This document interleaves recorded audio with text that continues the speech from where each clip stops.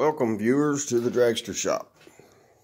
Today I'm working on a 68 Ford two-wheel drive pickup F100.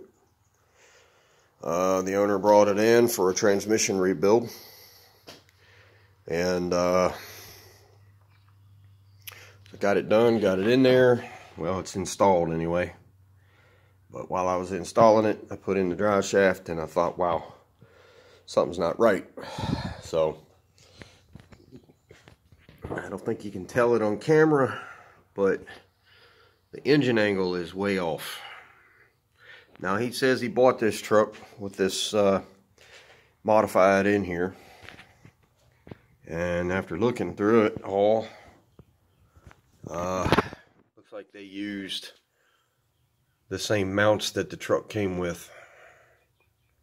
Frame mounts, that is, to hold the engine up in place.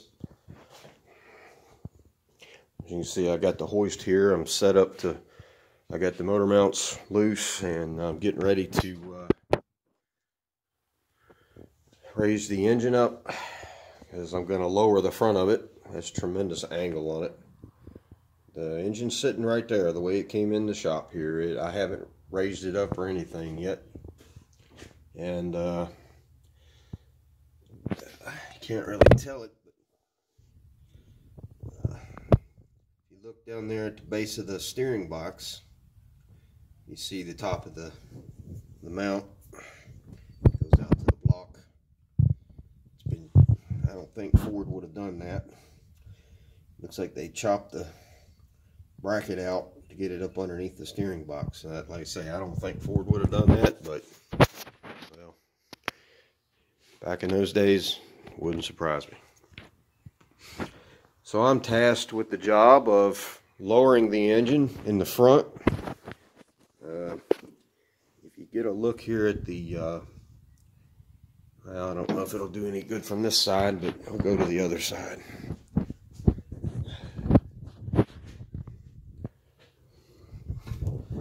Well, it's hard to see on camera, but you look how close the bottom of the fan is to the radiator, and how far away from the radiator the top of the fan is. So I'm going to have to make new mounts for the frame to lower the engine down. And still keep it mounted in rubber. If I could mount the engine solid to the truck, that would be a lot easier for me, but the driver, the owner of this vehicle, he wants to be able to drive it, and you know, when you have a solid mounted engine, you feel everything. So when you're driving, so that's my job, is to make a new set of mounts to lower the front of the engine. You see there's pretty strong tilt in the transmission there, so much in fact the drive shaft is not right in this vehicle. Oh, and you can't even get the transmission mount bolt all the way through.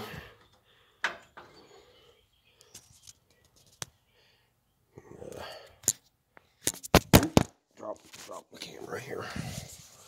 Let's try again. Sorry, guys. Bolt's in the back side, supposed to come all the way through, but as you can tell, there's your bolt. Apparently I keep getting my hand in the way here. Alright, what I do? Okay, yeah, you can tell that it's just off. So until I got the motor mount bolts out, frame mount nuts off of it. Got one bolt up here, the upper bolt on the motor mount itself, that's frozen the block. Well, I say it's froze. That's just because I can't really get to it good enough to see if it's been cross-threaded or probably put in with an impact wrench or some crap like that. And the owner says he bought the truck this way, but when I get it done, I've got plenty of oil pan clearance I'm just using that piece of plywood right there, which is 1/2 inch, as a reference point. Now on camera it don't look like I got a lot of room, but you know, if I can drop it down that far, that's going to help tremendously. In reality, that's going to be about 1.5 inches. So that'll get all the fuel from the carburetor. It'll keep it from going back to the rear cylinders, making them run a little richer at idle, and all that good stuff. May have to remove the steering box. I hope not. I hope to work around that. But we'll see. Yeah, we'll see. But I reworked this transmission for him. Finished it up, got it in here yesterday and started to hook things up. And this morning when I put the drive shaft in, I thought, oh wow, that thing is, the angle on the engine and transmission is way off. That needs to be fixed. So not necessarily another transmission video here, but anyway, that's what I'm working on today and probably tomorrow. This transmission right here is a Ford FMX transmission. And